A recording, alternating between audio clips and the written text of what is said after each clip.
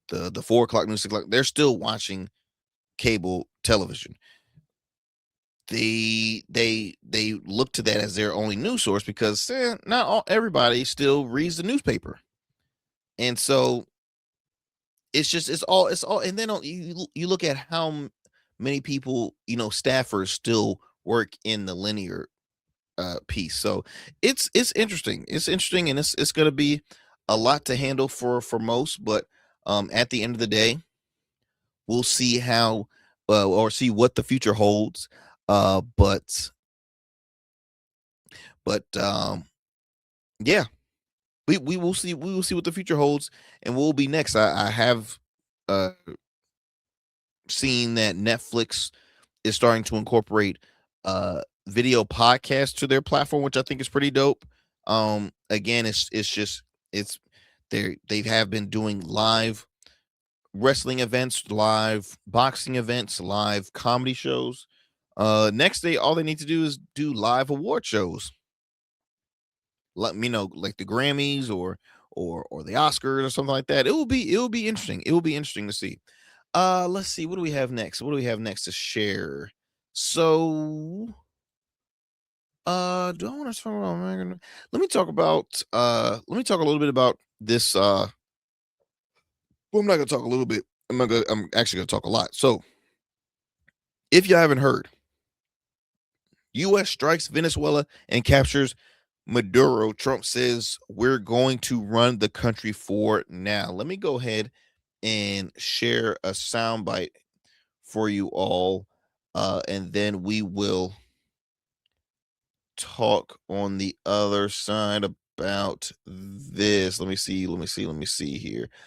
So here is my good friend Kate Powell.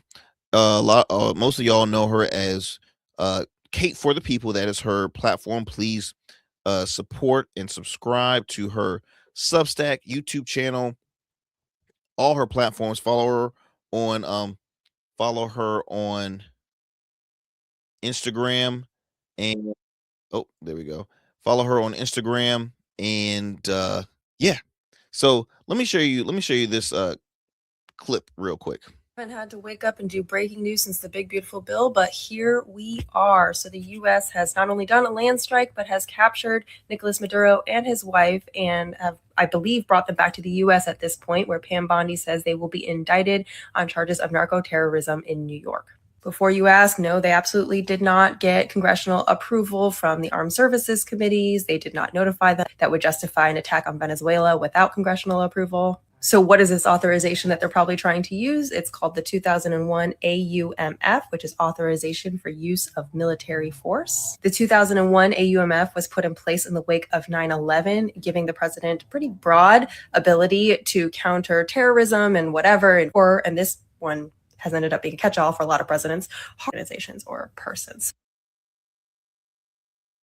So that was just a quick snippet of what has been going on.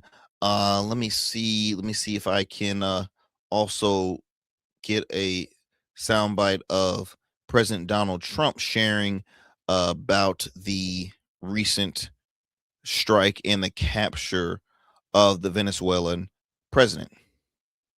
These highly trained warriors operating in collaboration. We had many ships out in the sea, we're just sort of waiting. They knew.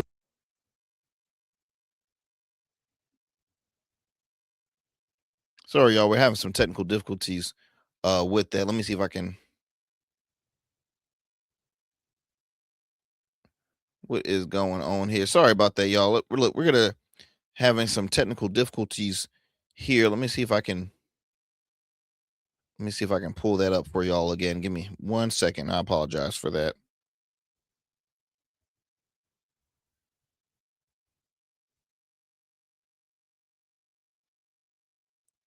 Thank you for your patience. Again, it's always hard trying to get the info. If I can't. These highly trained warriors operating in collaboration with U.S. law enforcement caught them in a very ready position. They were waiting for us. They knew we had many ships out. Okay, y'all. My apologies. I'm not gonna keep on. Let me just read you this here. So, President Trump said the Venezuelan president Nicolas Maduro and his wife were captured and flown out of the country earlier on a Saturday morning amid of a large-scale strike by the U.S. Now, Mr. Trump said in a press conference that the U.S. would run Venezuela on a temporary basis during the transition and get the oil flowing. Okay, get the oil flowing. So that right there is raising a lot of questions because folks are already asking, why did we strike? Right? They're asking, why did Trump attack Venezuela? What is going on in Venezuela that made this possible? And are we going to see boots on the ground, a full scale war? What's next? A lot of folks are asking those questions. Now, if I can, I'm looking at my time. If I can bring up this this clip of a congressman out of Ohio. I think it was Congressman, is it Lanceman, Greg Lanceman? Let me see if I can pull up his clip here. And he gives you 5 things to know or that you need to know in regards to this. So let me go ahead and play this. Trump didn't just go to war with Venezuela. He decided to take over the country.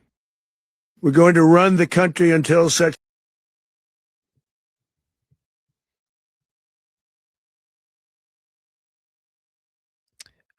What is going on with the connection, people? Jeez Louise.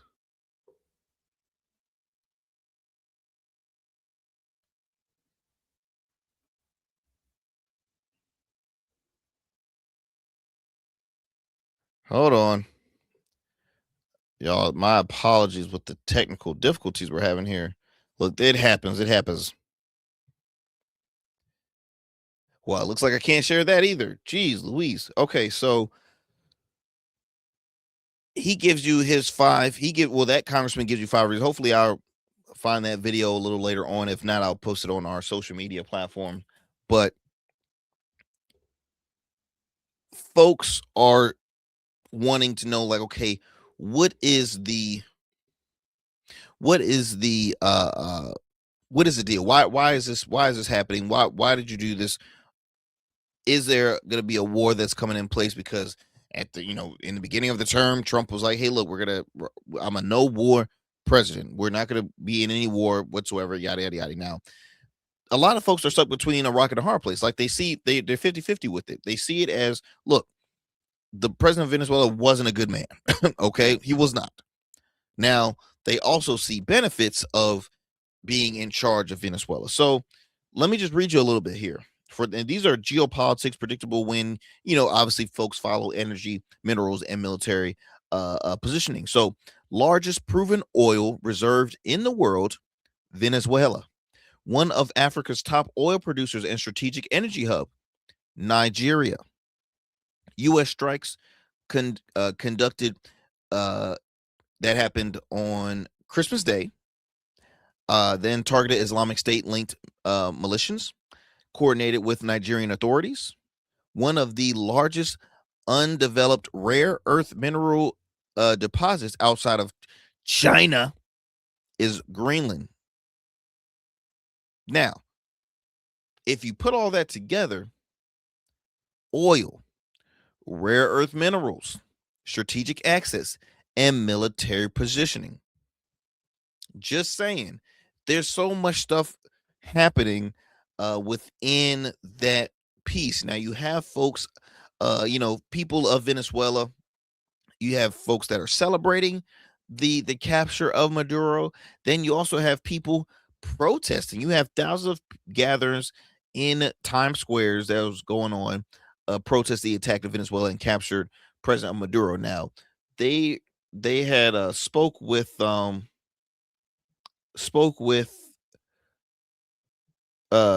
Zelensky of Ukraine, and his response was,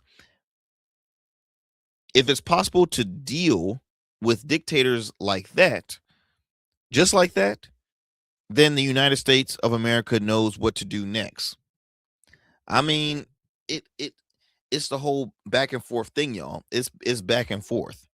So with these issues going on here,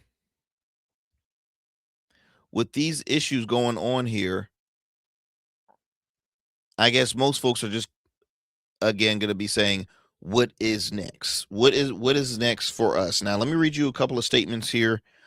This one is from the DNC chair, Ken Martin, on the oh no, this was something else. This was a statement from the Forward Party. That is the third party that was co-founded by Andrew Yang. It says here, the capture of Nicolas Maduro raises serious questions about the limits of U.S. presidential authority and likely violates international law. The U.S. has lawful extradition processes, including for drug trafficking cases, but forcibly removing a sitting head of a state, even one widely regarded as illegitimate, creates a dangerous precedent. Maduro is a bad actor who caused great harm to the Venezuelan people and has well-documented ties to international drug networks, but unilateral regimen change in an oil-rich country risk civil unrest, regional instability, and another open-end U.S. foreign entanglement. Now, statements by the president suggests that the United States will run Venezuela only deepens those concerns and point towards occupation, not lawful action. Now, when America ignores the rule of law, it gives cover to China and Russia to do the same and make the world less stable. Congress must step in, put country and rule of law over party, and reassert its constitutional role before presidential unilateral action becomes the norm. Totally agree with that, because check this out. How come you arrest the Venezuelan president, right? You capture him, you arrest him. He's now somewhere in New York. Apparently, they said he's in a building that at one point housed El Chapo and Diddy. That's what they say. That's allegedly. But you pardon the president of, oh Lord, it was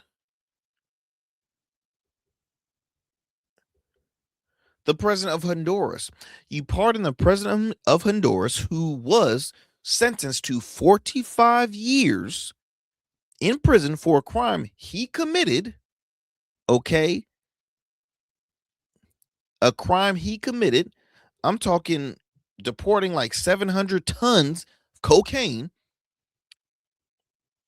Okay, he did that. Yet Trump says, oh no, innocent man, pardon him, clear him from all charges. So a dude that's facing 45 years, to you, you're like, that's he shouldn't, he didn't deserve that. That was too much. What? Make it make sense, y'all. Make it make sense, because what differs this guy from the Venezuelan president? Like, I don't understand. I really don't understand. Another statement, I'm gonna read you a statement from Senator, New York Democratic Senator Chuck Schumer. He says, let me be clear, Nicolas Maduro is an illegitimate dictator, but launching military action without congressional authorization and without a credible plan for what comes next is reckless. I mean, y'all, we will see. That's all I'm gonna say. We will see. Let me see if I can. Let me see if I can, because I'm looking at my time here. Let me see if I can. If I can put up one of those sound bites here. And of course, a lot of the you have a number of Republican elected officials are saying, hey, look, Trump did the right thing. He was right in this. I totally agree. And what he did, yada, yada, yada, this and then the other. And there's, of course, folks on the left that is saying different. Let me see if this clip will play thoroughly. Trump didn't just go to war. Yep, it looks like I'm with Venezuela. He decided to take over the country. We're going to run the country until such time. Yes, it's going in and out, y'all. But that was as we can do a safe, proper, and judicious transition. We're not afraid of boots on the ground if we have to have. We had boots on the ground last night. I think we need to focus on. Number one, Trump said there would be no new housing, food, and he just started a war over oil. He's talked about the oil, and that's clearly what this is about. The drugs piece is problematic for him because most of the drugs that come into this country are from China and Southeast Asia, likely unlawful. The Constitution requires an imminent threat to the United States, and there's no evidence that there was an imminent threat to American taxpayers. Trump was already pulling resources from all over the globe, and it's going to come from. Okay, that's going in and out, y'all. And I'm looking at my time.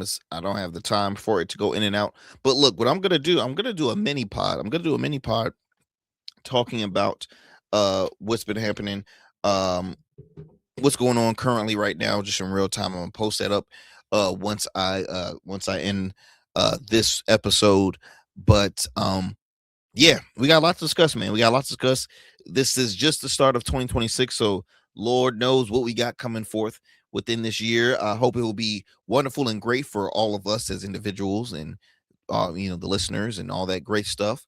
All we can do is just pray for this country and pray for this administration. I know we can't stand what we see in Washington, and we're not, at least I can speak for myself. I'm not the biggest fan of President Trump, but at the end of the day, you got to keep these individuals in your prayers because they have a lot of. They are in charge of basically the way we live. Okay, they are. They're sometimes our the conditions that we're in is in their hands. Congress, Senate, you name it. And so we have to pray for successful midterms. We have to pray for world peace, man. Like that's what I always like to pray for, is just world peace. We need peace. All this tension happening, all these issues happening, it's a lot. So look, my friends, I'm coming on. I'm looking at my time. It's coming to a close. Do me a favor, follow the show on social media, on Instagram, the Arrington Gavin Show, at the Arrington Gavin Show. Please follow us and subscribe to our Substack. You can also find us on X, and you can find us on those platforms. Check out our website, www.theagshow.com. You can catch up on recent episodes through there. You can also reach out to me, say hi, or if there's a topic or discussion that you want to hear on the show, hit me up. Or if you know somebody that will be a great guest, or if you have a great story that you want to share on this program, please reach out, my friends. Look, tune into the show weeknights, available on all digital and streaming platforms. Until next time, look, y'all take care. God bless. Stay safe out there and stay informed. I'll talk to y'all soon.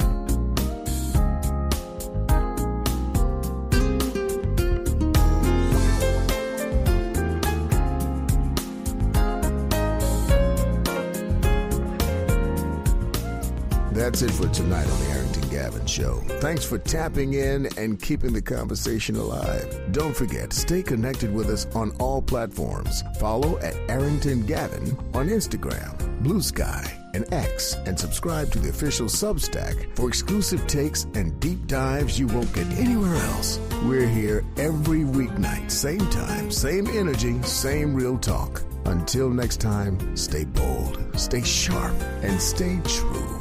That's what we do on the Arrington Gavin Show. Peace.